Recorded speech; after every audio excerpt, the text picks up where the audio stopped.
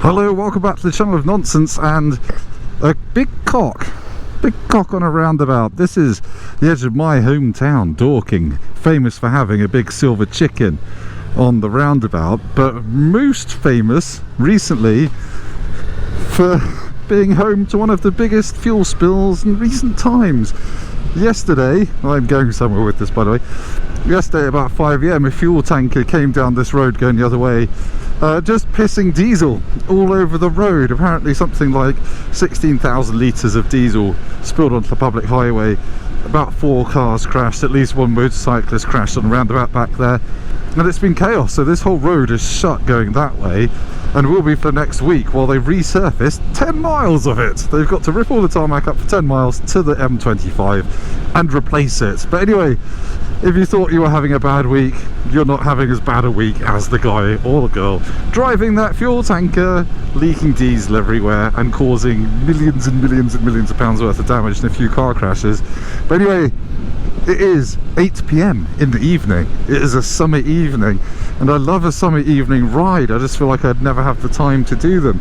But I've just read a few pages of Matilda to my 5-year-old, and now I'm out on the MT10 hoping that a petrol station somewhere around here has petrol, because lots of them are shut because of the road problems.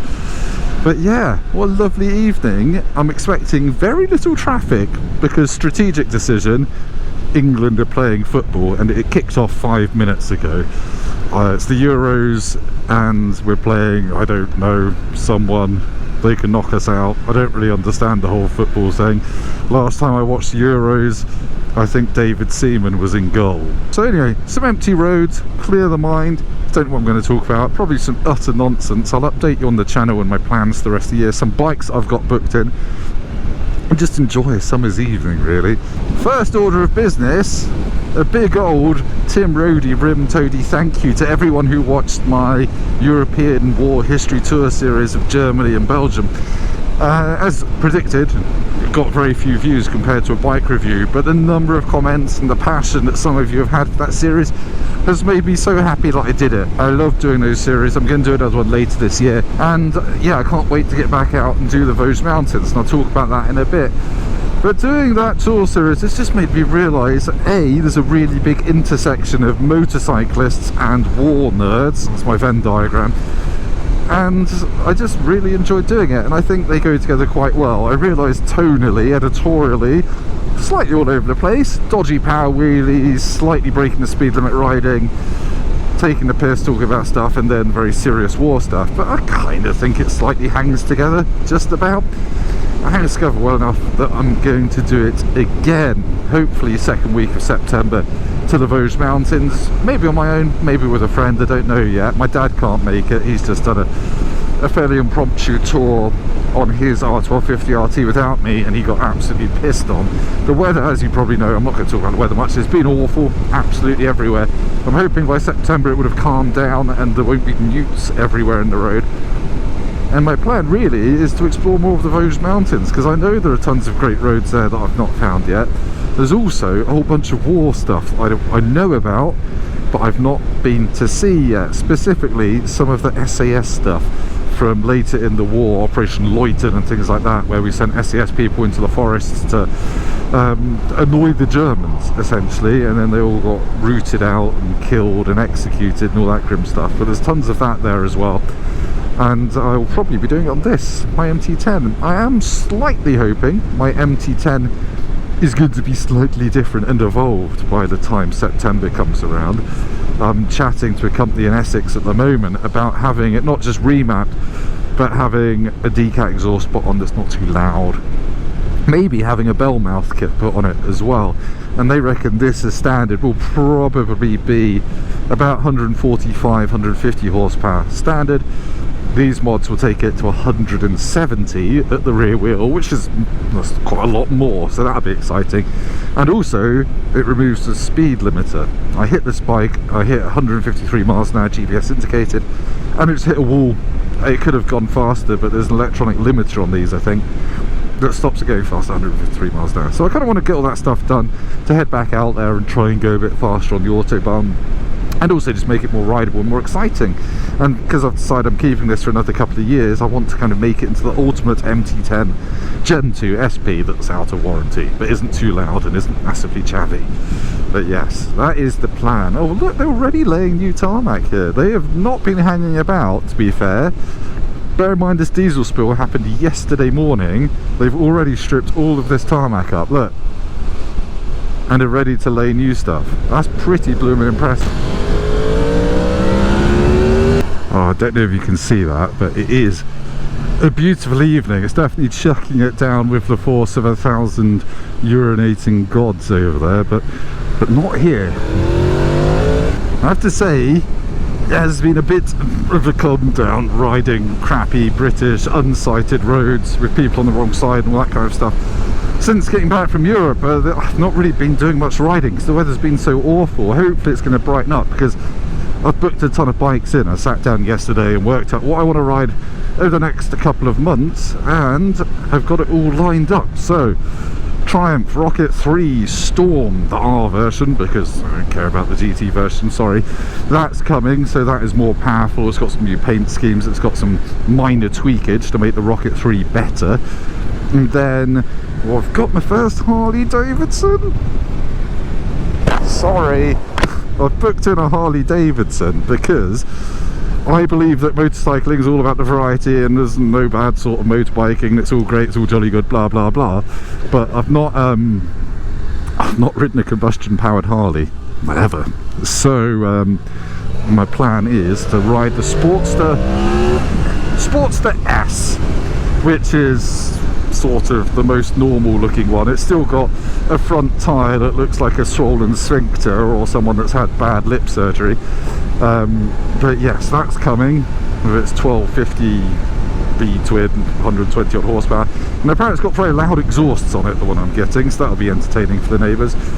I've also got the Yamaha XSR 900 GP, the thing that all of the old people are fawning over. Sorry if you're one of them, I'm just not of that era where the original thing that's based on appealed to me, but I just want to see if it's a good fun road bike.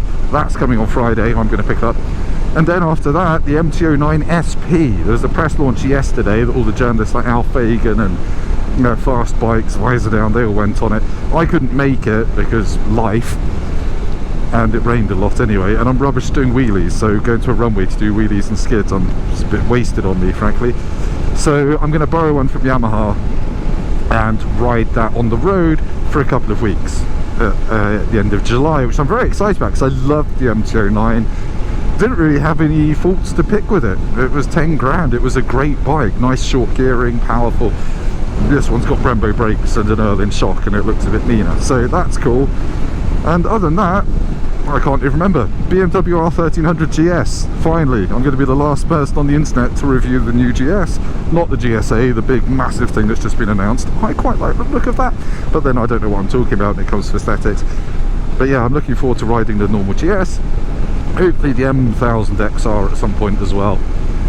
And yeah, just carrying on, just carrying on. If there's a bike you want me to ride, let me know down in the comments. I've tried to mix it up a bit this year with the Honda CB500. I deigned to ride a bike with less than 50 horsepower and I had a really good time on it. So yeah, we'll see what else I can get my mitts on this year.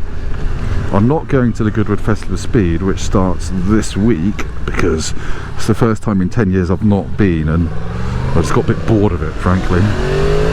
There is one thing I wanted to have a bit of a discussion about as well. I know I'm on my own bike, so having a discussion is a bit like saying masturbating is a bit like having a real life foursome. But bikes versus cars. People ask me a lot whether I prefer bikes or cars, because cars is my day job. I'm a car journalist, I write about cars, I drive all the latest sensible cars and do videos and written reviews on them for work. And then people say, oh okay, do you prefer cars or motorbikes? I don't have to think about that, you might not be surprised to hear. Motorbikes are the passion, cars are the day job. Cars can be exciting, but more often than not, no they're not. Motorbikes, and I'm not sure it's always been this way. I think I've just got into car journalism at a point in car history where everything is getting a little bit boring. Things are going electric, things aren't being differentiated by their engines or their engine configuration or their powertrain options. Everything's just a plug-in hybrid or electric at the moment, and they're building what consumers want, which is SUVs and cars with most of the driving feel removed. I've been lucky to drive some Porsches lately, like the 911 Dakar and the new Cayenne. They're epic cars. Porsche, sorry, stand alone in this, I'm not talking about them. But just today, for example, Ford announced the new Capri. If you're of a certain age, you might remember the Capri as being like a svelte coupe thing. The new one, it's an electric SUV hatchback thing that looks a bit like a Polestar 2. And they've got Eric Cantona to do all the marketing for it. It's really bizarre. The world of cars is mostly lost its way, if you want the excitement. Whereas I think motorbikes are still getting more exciting. They might be getting quieter and less emissive because of all the Euro regulations. But I can't remember a world where I ever thought I'd be able to take a 220 horsepower Ducati on a racetrack and lay dark lines out the corners on it, because I don't have that skill, but I can do that. Electronics are making all the stuff more exciting and more accessible, and not the reserve of racers. And I think that's really cool. Even like, you know, they're still coming out with convenient features like cruise control and speed limiters for 40 limits and heated seats and all this kind of stuff, and all the lean sensitive stuff. I love all that, and I'm not a Luddite. I'm not going to say, oh, there's more things to go wrong on a YouTube review of a bike I was never going to buy anyway, because I'm happy with my 1998 Bandit that cost 200 quid. I like all this stuff. It makes me feel safer. He says, right with my hands. It makes me feel safer, and it just makes me think that bikes are still progressing in interesting ways. I kind of want to try that Kawasaki hybrid thing as well, even though I know it's aimed at commuting rather than performance, but it's still an interesting development. What I don't understand though, and this is another thing I want to have your thoughts on, this year I think 3 manufacturers have decided they're going to unveil automatic gearboxes for bikes. Well, automated manual gearboxes. Hello, good evening, you've got yellow headlights. Why? Like, who's asking for this? Like, Honda's had DCT for 10 years, 12 years. It's really good on an Africa Twin, but I don't think loads of people want an automatic bike. I know the biking population is getting older, but I just don't get it. KTM have come out with one, BMW have come out with one, Yamaha has come out with an automatic gearbox. I don't fully understand the technicalities of them yet. As far as I understand it, they're automated manuals. So I think the BMW one has no clutch, but it has a shift lever. I don't know if that works like the Honda one, which was a dual clutch, and you could option a foot lever, which was just a micro switch really. So yeah, but who wants them? Who wants them? Like, in a car, yeah, I get it. I will always buy an automatic car because cars are out getting from A to B and just, you know, getting on with your life. Whereas a motorbike is more than that, isn't it, by and large? And it's not exactly a great hardship to pull in a clutch every now and then, and we've got quick shifters and blippers. They barely have to touch the thing anyway. I just don't get it. And these gearboxes cannot have been cheap to build. I mean, the R&D costs for an automated manual gearbox that fits in a motorbike must be astronomical, unless they've all bought the same system off the shelf from Bosch or someone. But yeah, do you want an automatic GS? Do you want automatic Tracer? Do you want an automatic KTM 1390 Super Adventure, which is I think what we're going to see on next year? I don't, and again, I'm not a Luddite. I just don't think it's that much of a hardship. I don't know if there's a big section of motorbike community that I've missed, that I've glossed over, that's been crying out for automatics, but seems a little bit like they've all run out of things to spend money on, and they thought, oh yeah, that guy doesn't want to use his left hand anymore, let's build an automatic bike for him. Brilliant. But anyway, I've waffled on quite a lot. This is not a very exciting video, it's just a vlog to catch up on what I've booked in, where I'm going next, and to thank you for the war trip views and comments. Vosges Mountains, September. I can't freaking wait.